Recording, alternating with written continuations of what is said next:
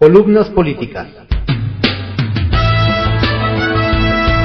Continuamos con la audiosíntesis informativa de Adrián Ojeda Román, correspondiente al martes 25 de julio de 2023. Demos lectura a algunas columnas políticas que se publican en periódicos de circulación nacional. Mensaje político, por Alejandro Lelo de la Rea, que se publica en el diario El Independiente. Gálvez y la fiscal carnal. El pasado 5 de julio, en este espacio, planteé que la ratificación o no de Ernestina Godoy, titular de la Fiscalía General de Justicia de la Ciudad de México, podría atravesarse con la disputa por la presidencia de la República en 2024. Hoy no existe la menor duda de que así será, por la andanada de la 4T en contra de la más firme aspirante presidencial de la oposición, Xóchitl Gálvez, pues queda claro que van a utilizar todos los instrumentos de gobierno a su alcance para desbarrancar sus aspiraciones. Pretenden una nueva embestida. Víctor Hugo Romo, quien fue alcalde de Miguel Hidalgo de 2018 a 2021, en el periodo inmediato posterior a Xóchitl, última jefa delegacional de 2015 a 2018, interpuso una denuncia penal en contra de la hoy senadora, ante la instancia que encabeza la militante de Morena, Ernestina Godoy, conocida también como la fiscal carnal. Cuando Romo fue alcalde, no encontró, o guardó silencio cómplice, ilegalidades de la gestión de su antecesora Xóchitl. Años después, la Fiscalía inició una amplia investigación contra del grupo político panista que encabeza Jorge Romero. Sin embargo, ahora que la ven como un peligro, mandaron a Romo a hacer el trabajo sucio. Si hay elementos o no para que se proceda penalmente contra Xóchitl, es lo de menos para la Fiscalía de Godoy, porque lo importante será hacer ruido suficiente para afectar las aspiraciones de la hidalguense, aunque después se le caiga el caso, como está ocurriendo con el proceso judicial de lo que han llamado el cártel inmobiliario de los panistas en la Benito Juárez. Abogados que conocen la causa calculan que a partir de septiembre, jueces federales resolverán los primeros amparos definitivos que sepultarán las acusaciones de la fiscal carnal. Eso será ya otra historia, porque ya llevan casi 2 años haciendo mucho ruido, con lo que han logrado desacelerar, que no frenar, el crecimiento de la oposición en la capital. Lo que denunció Romo supuestamente sucedió hace 7 años. Le atribuye a Xóchitl corrupción, enriquecimiento ilícito, ejercicio abusivo de funciones y tráfico de influencias. Estos hechos habrían sucedido antes de que en 2018 el hijo del presidente Andrés López Beltrán y Claudia Sheinbaum invitaran a Xóchitl a unirse a la 4T, lo que ella rechazó. Desde que Xóchitl planeaba ser candidata a jefa de gobierno, una y otra vez retó a Sheinbaum y a las autoridades capitalinas que le rascaran a su historial, y advertía que nada de corrupción le hallarían. El asunto no es que le encuentren, sino que le inventen.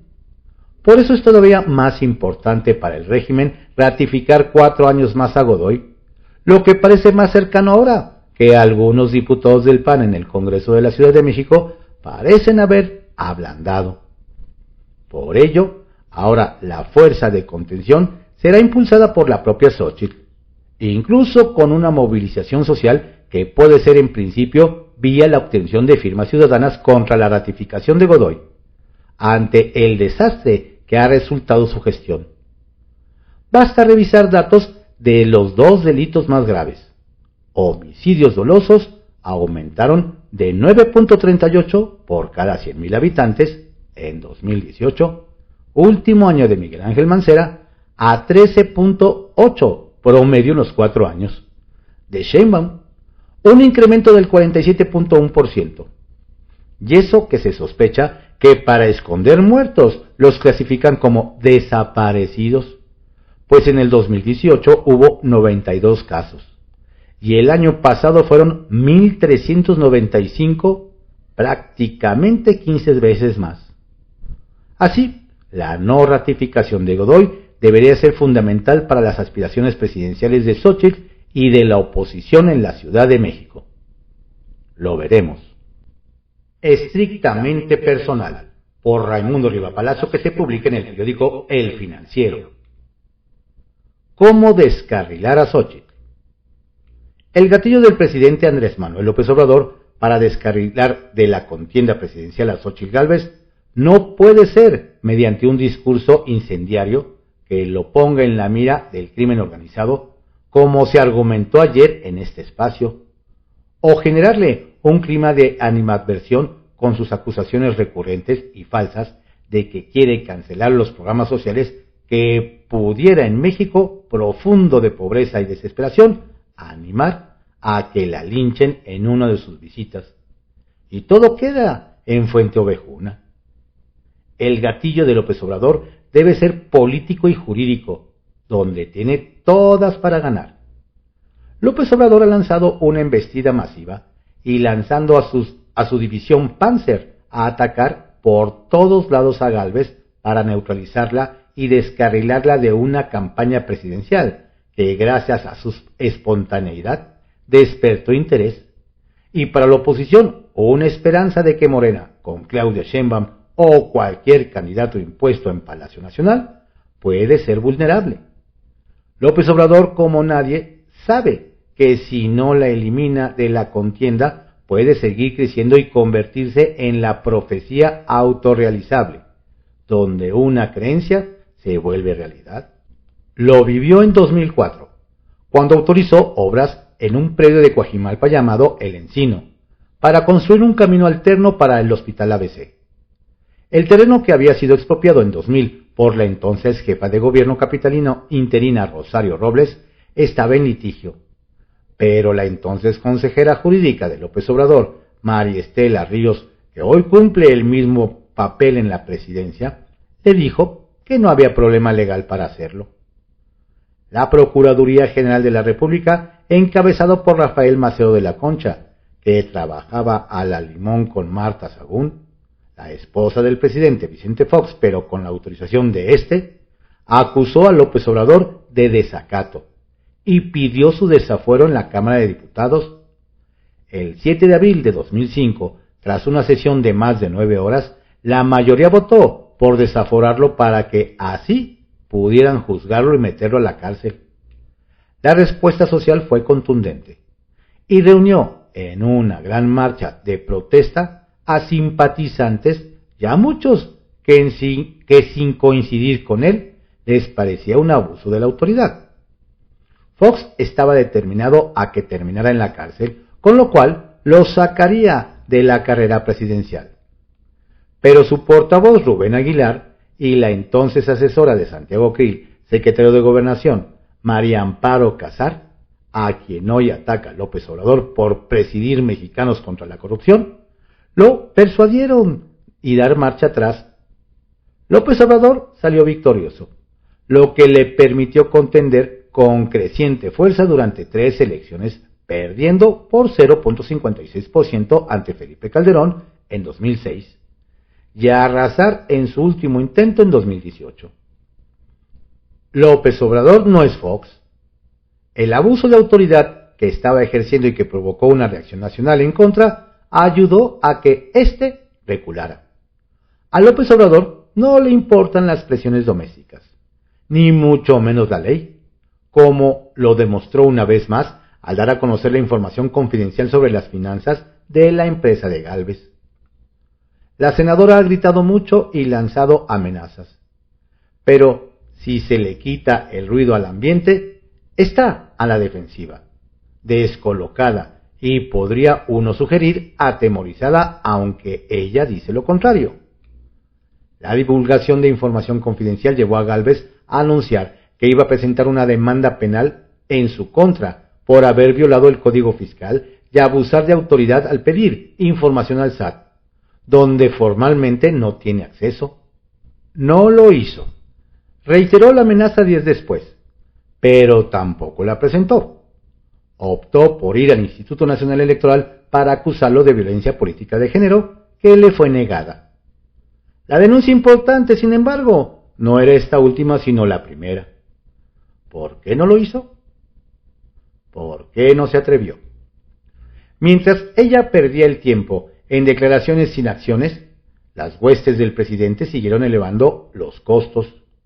Primero el diputado de Morena, Manuel Alejandro Robles, la denunció en la Fiscalía General y la Unidad de Inteligencia Financiera por los presuntos delitos de lavado de dinero, evasión de impuestos y enriquecimiento ilícito. La respuesta a Robles ha sido cosmética. Se le atacó por sus antecedentes de títere y por considerarse un ataque más de López Obrador sin verse el fondo donde, más allá de que sea cierta o no la subjetividad de las críticas en su contra, la denuncia está hecha. Días después, Víctor Hugo Romo, que la sucedió como alcalde en Miguel Hidalgo, la denunció en la Fiscalía General de la Ciudad de México por los delitos de enriquecimiento ilícito, tráfico de influencias, conflicto de interés y corrupción. Una vez más, en la opinión pública, se enfocaron en el mensajero y no en el mensaje. El mejor ejemplo de este error de diagnóstico fue el enfoque en la primera plana de Reforma el viernes pasado que tituló Denuncian a Xóchitl 7 años después, descalificando el acto por considerarlo parte de la coyuntura de agresión contra Gálvez. El quid de esa denuncia es la suma del equipo jurídico de Sheinbaum a la embestida contra Gálvez, que si no atiende lo que está sucediendo, podría enfrentar un juicio penal, que podría limitar sus aspiraciones presidenciales. Gálvez ha dicho que tiene derecho a tener una empresa privada y que la mayoría de sus clientes son privados, no del gobierno. Es cierto, pero no basta combatir las acusaciones con declaraciones de que está limpia de pecado y culpa, sino respaldar sus dichos con documentos para demostrar que en ningún caso hubo un conflicto de interés que sugiera corrupción.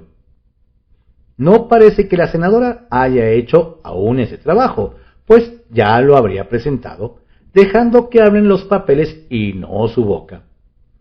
Si quiere mantenerse como un aspirante viable y salir fortalecida de los embates de López Obrador, debe actuar con más responsabilidad de la mostrada y tomar con seriedad las imputaciones. Las acusaciones contra López Obrador hace casi 2 décadas son menos sólidas de las potenciales de las que han presentado los morenistas en 2 fiscalías. Cuidado, senadora. En privado, por Joaquín López Dóriga, que se publica en el periódico Milenio. La simulación en los tiempos de la 4T.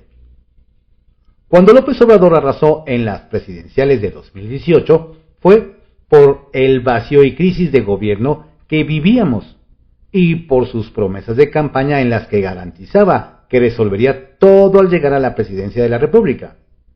Corrupción, pobreza, empleo, crisis económica, violencia, inseguridad, homicidios, desaparecidos, justicia, salud, educación, ciencia y tecnología, autosuficiencia alimentaria y energética, gasolina a 10 pesos, electricidad, migración, respeto a las instituciones autónomas y electorales, a adversarios políticos, críticos, periodistas y medios de información, entre otros capítulos. Por eso, duplicó su número de electores hasta entonces, topados en 15 millones en 2006, 15 millones en 2012 y 30 millones en 2018. Se hizo del control del Congreso y con la colaboración del entonces presidente de la Corte, Arturo Saldívar, del Poder Judicial. Pero todo lo incumplió en aras de un proyecto político para perpetuarlo en el poder. No contuvo la corrupción ni la pobreza, ni el desempleo ni la violencia, ni la inseguridad, ni los homicidios, ni los desaparecidos, ni la injusticia. Acabó con el sistema de salud. La educación, ciencia y tecnología no alcanzó la autosuficiencia alimentaria, ni la energética. No hubo gasolina a 10 pesos. Estalló el problema migratorio y embistió como ningún presidente contra las instituciones autónomas y electorales, adversarios políticos, críticos, periodistas, medios de información, y estableció su regla de oro: el que no está conmigo está contra mí. No obstante, desde ahí activó la sucesión partiendo de él mismo. Votarán por él y no por sus candidatos. Y la oposición está moralmente derrotada, con lo que ha machacado 4 años y 7 meses. En este escenario no lo veo aceptando una eventual victoria de esa oposición cuando nunca ha reconocido un resultado electoral que no le favorezca. Retales. 1. Delirante. Mientras López Obrador se ha convertido en destapador y promotor del fenómeno electoral de la oposición que llama señora X, en línea con Elon Musk, que cambió el logo del pajarito a Twitter X, Vicente Fox se convirtió en su mayor lastre, y al que ella le dice como AMLO en 2006, cállate chachalaca. 2. Madres. En el Palacio Presidencial hay de madres buscadoras a madres buscadoras. Unas las argentinas, a cuyo emblema Estela de Carlotto recibió y homenajeó López Obrador en la mañanera, y otras las mexicanas, a las que jamás ha escuchado. Y 3. Guerras. El domingo, fuerzas rusas bombardearon el puerto de Odessa, en Ucrania, atacando zonas residenciales y la Catedral de la Transformación. El saldo: 1 muerto y 19 heridos. Ese mismo domingo en México, sin bombardeos, mataron 86 personas y el sábado 79. Los homicidios dolosos al día de ayer llegaron a 161.385. Así los datos reales. Arsenal, por Francisco García, que se publica en el periódico Excelsior. El Yo Acuso, de Ricardo Monreal. Ricardo Monreal lleva contados 1.148 espectaculares de las corcholatas durante su recorrido por todo el país.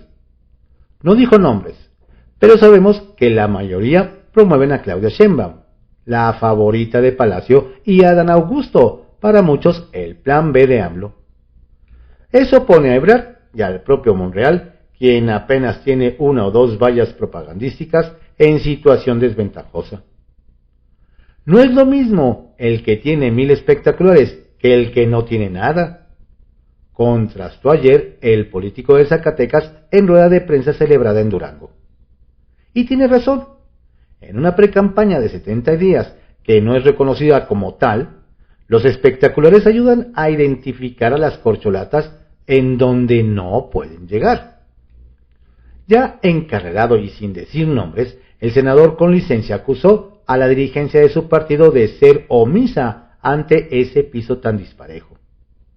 No ha tenido la fuerza de frenar y de ordenar que se bajen y que se retire todo ese tipo de propaganda que nos hace quedar mal frente a la sociedad, advirtió.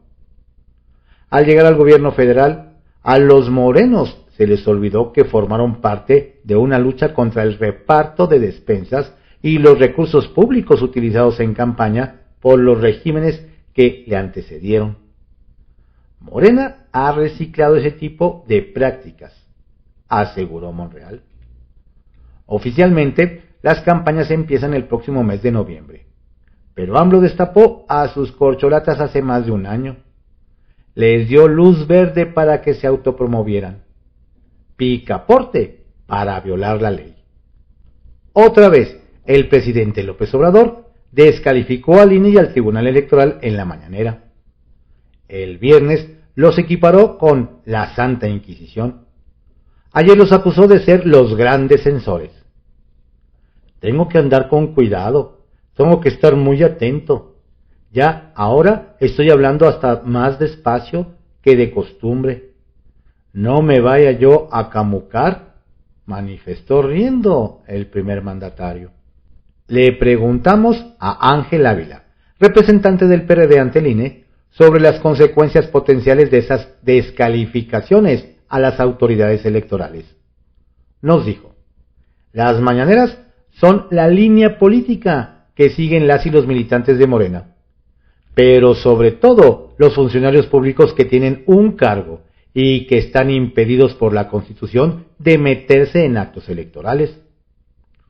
Si los más de 20 gobernadores de Morena ven que el presidente se burla y se pitorrea de las determinaciones de la autoridad electoral, me temo que ningún gobernador o gobernadora de ese partido va a hacer caso. El presidente es su jefe. La instrucción es descalificar y no hacer caso. Ellos la van a seguir. Y de ahí para abajo, con alcaldes, funcionarios. Ávila está convencido de que el INE debe hacerse respetar y mandar un mensaje firme al presidente sobre la obligación que tiene de respetar las determinaciones de la autoridad electoral. ¿Y la autoridad tiene manera de hacerse respetar por un presidente que no respeta las leyes? ¿Cómo? En primer lugar, amonestándolo públicamente. Después, meterle multas. Si no hace caso, hacerle un juicio político al presidente.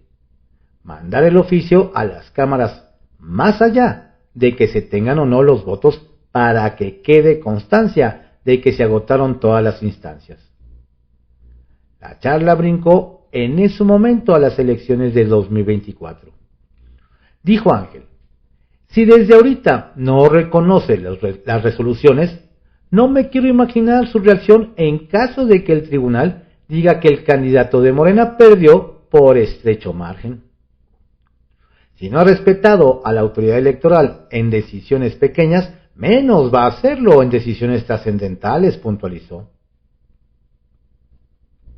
Alejandro Martí ya está con su hijo Fernando, secuestrado y asesinado a los 14 años en la Ciudad de México. El empresario y dueño de las tiendas de deportes que llevan su apellido, murió ayer a los 73 años de males respiratorios que lo aquejaban. Nos dejó como legado su famosa frase, si no pueden, renuncien, pronunciada en 2008 frente al entonces presidente Calderón y Genaro García Luna. Sus palabras están hoy más vigentes que nunca. Estas fueron algunas columnas políticas en la audiosíntesis informativa de Adrián Ojeda Román, correspondiente al martes 25 de julio de 2023. Tenga usted un excelente día. Lo invito a que visite nuestro portal informativo en www.cconoticias.info y al tiempo de estarse informando, disfrutar de la programación de Radionet CCO. Saludos cordiales de su servidor, Adrián Ojeda Castillo.